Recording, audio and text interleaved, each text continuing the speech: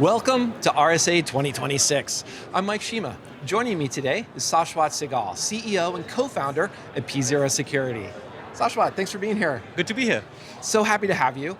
And one of the things we wanted to talk about was AI is everywhere. Let me dive into one of the things that was, to me, really funny from a security perspective. OpenClaw. Everybody wanted to download OpenClaw. It was like almost like an RCE or a named vulnerability that people are excited to download and install. That's got to be a pain. That's got to be a headache for organizations. How do you see them dealing with that? Or even aware of that in the first place? You nailed it, right? First step is even being aware of things that exist, and that's been a challenge with AI in general. Technology has evolved so fast. Anecdotally, I think of myself as someone who's on the bleeding edge of technology in my day-to-day, whether it's my personal life or whether it's my professional life. I cannot stay on top of the latest and greatest in Agentic. I just cannot, right? Every other day it feels like there's a new Agentic framework that's coming on. So, and this is literally what I do for a living, right? If I cannot do that, what chance do security teams in large Fortune 100 organizations have, right? It's the first time in my career that I've seen technology evolve at such a frightening pace, and it's the only thing that's even scarier is that this is probably going to continue for a while. Oh, it absolutely is. Yeah. And I think to your point, last year MCPs are really, really cool. And this year I'm starting to hear, well, maybe MCPs are over, we'll just go straight to the CLI. But the reason I bring that up is also the original MCP protocol spec didn't even mention authentication authorization. A little bit of OAuth, OIDC came later. I'm introducing that a concept of identity because you say bleeding edge, but there's got to be some basic groundwork that bleeding edge still needs to be secured. That, is identity still a bleeding edge and cool thing these days?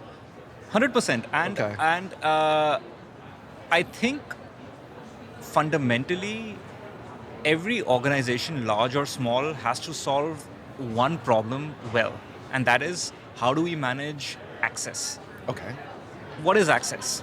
Access can be, if you start from first principles, access can be broken into three components. First is connectivity, second is authent, third is auth, or authentication and authorization, right? Those three always collectively make up access. And that has been as true 30 years ago when we were living in a world of data centers, and it was true 10 years ago when the cloud started, and arguably it's truer than ever before, even now in the age of agentic, right? Let me take a simple example. 30 years ago, what did privileged access look like? Well, to answer that question, we have to answer first, what was a privileged asset? Okay. Privileged asset 30 years ago used to be a DB admin account or a root account on a physical server or a physical database that was kept within a data center. If an employee wanted to get privileged access, they had to do three things. They had to first get to the edge of the network, or in other words, solve the connectivity problem. Yep. They did that using a VPN. Then they had to solve the authent problem. They did that using a password which was kept in a vault. And last but not the least, they had to solve the authorization problem, right? Which was relatively easy back then. But again, the three problems existed. The technology was different, but the three problems were always there. And fast forward to today, when we are talking about agents, whether they are running locally, whether they're running in the cloud, right? Connectivity problem is really just solved by the internet. But the authentication and the authorization problems are bigger than ever before. And especially the authentication, because to your point about we have had this in the sense of I'll throw into microservice architectures, this service identity, should it talk to this other service? A lot of that type of authorization. Yeah. But when we get into agents, how much are you seeing that, this agent should be working with Mike's on my behalf, or this agent is actually its own identity and we need agent name identity Absolutely. itself? This is probably the single biggest problem in identity security today. And again, from my vantage point, I try to draw the trends that have been set in motion 10, 15, 20 years ago. Mm-hmm. And it's very clear that 30 years ago, the constraint used to be connectivity and authentication, and increasingly those two problems are getting commoditized, and the constraint is, the biggest unsolved problem is authorization, which is does an agent, should it have the right level of authorization to a sensitive data? What about if it's acting on behalf of a user? What about if it's acting on behalf of another agent? What if it's acting by itself, right? All of those are very hairy problems with no easy solutions. The best anyone has come up with is that you have to make a decision about an agent's authorization at runtime with the right level of context, right? In other words, it's still very much an authorization problem that the world is trying to address. And that context, I want to tease out that out a little bit more, because listing off, you need that connectivity, authentication, authorization, sounds like three simple steps, but there's got to be, you must have like a mental list of, before I'm a developer, before I send something off to prod, what do I need to have in place, or what's the minimum bar should be before this gets blessed into prod?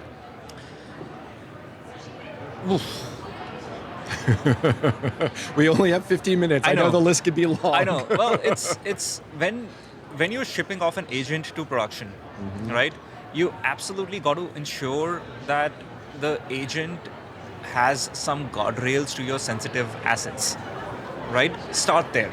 Okay. I'm going to assume that authentication and connectivity are more or less solved problems, which may or may not be true, by the way, right? Fair. Like, for example, you still want to ensure that the agent credentials are issued in a short-lived manner, and they conform to the best practices of strong credentials, strong passwords, whatever the form factor of those credentials are, right? But as far as authorization is concerned, you want to make sure it is fully governed, it has a human owner, it's being tracked and it's being maintained according to some organizational best practice. And then you want to make sure it has the right guardrails to your sensitive assets, whether though that is customer data, whether that's company data, financial data. Every company has a different set of sensitive data and sensitive applications and sensitive infrastructure, right? So you need to make sure it's got, to the extent possible, least privilege, or more importantly, governed access, right, with some guardrails in place. And then the most important thing is that you need to make sure that at runtime you're getting the context from various systems, right? What are those systems?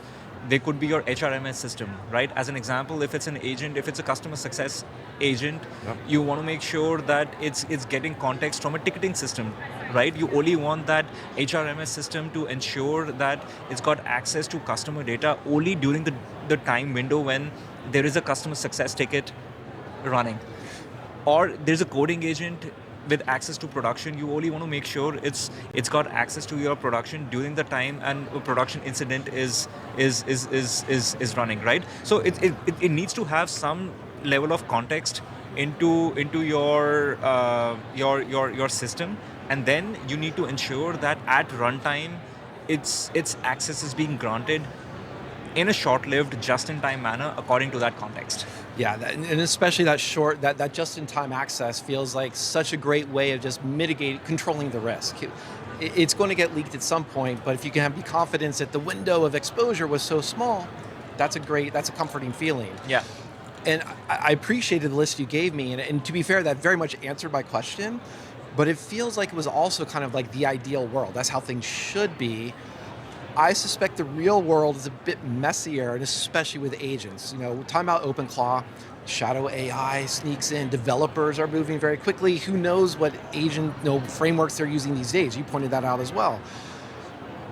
Is that governance keeping up with the developers, or how the heck can it keep up? No, it cannot, right? It's technology is moving just too fast, and for any security leader who attempts to put in these guardrails on right now, there is always a trade-off in slowing down the pace of innovation in an organization, which is not a decision anyone wants to make. No. Right? It's not a hill anyone wants to die on. No. Right? But again, if you've been a student of history, you'll see the same patterns repeating time and time again. When the cloud started, it was the same story, right? Hey, fantastic. Our TCO is going to go down dramatically. We don't need to worry about capex. Everything is opex, right? And early years it was lift and shift, and then suddenly you realize that there are all of these security nightmares ongoing in your production clouds, and we're still fixing them. We're still fixing the sins of the past, right? And to some extent, a large part of what is happening with agentic and AI is part of the same, right? But the first step is always being aware that the problem exists. And if you don't know a problem exists, you'll never be able to solve it, whether reactively or proactively. Yeah, and I think on that theme, you've been rightly pointing out, like the cloud S3 buckets. That was a classic case of authentication and authorization wasn't great by default. But organizations have had these tools for identity, from when it was the early days of just terminals to the cloud to agents. What are they missing? Like, are these tools not keeping up, or are they just not using them right? What's missing from today? Great question. I think there are two things that are missing. One is technological, and the second is organizational. And let me cover both of these one by one. Okay. Let me cover the technological aspects first.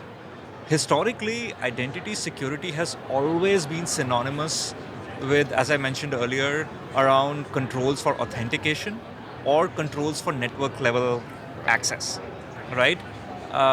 Authentication controls could mean setting up a vault and making sure your credentials are stored, vaulted, so on and so forth.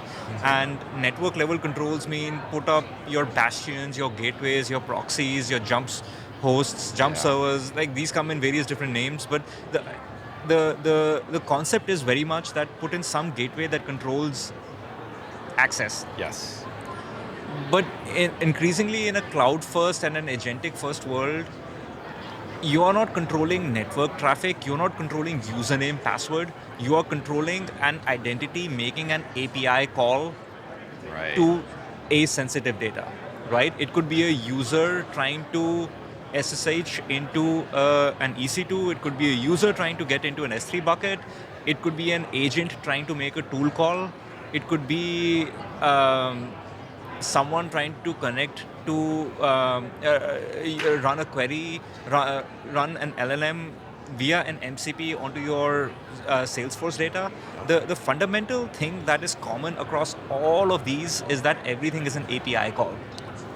Everything is an API call whose authorization and whose scope needs to be governed, right? So that is the first piece that I was talking about, the technical problem. The technical problem in identity security is that we've just not thought about authorization as a control point. People like to say that identity is the control point. I'll take it one step further. Identity is the new perimeter, and authorization is its control point, right?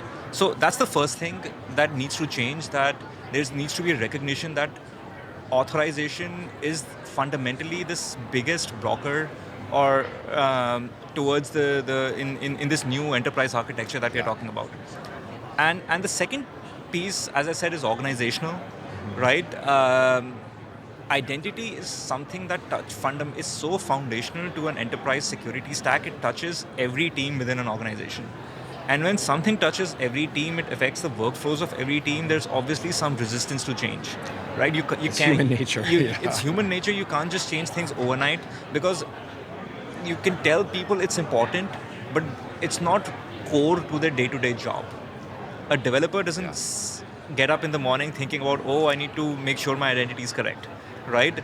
It needs to work seamlessly behind the scenes. It has to work seamlessly behind the scenes, but it's more organizational, because you need to ensure people are nudged in the right direction.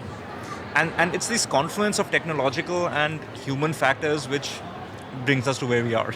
Absolutely, and I appreciate that focus at the end there on, it's still people, regardless of how much we're talking about LLMs, agents, still people reasoning, still people considering what should those control points be. So that's a great message, Shashwat. Thank you so much for joining us. Yeah, absolutely.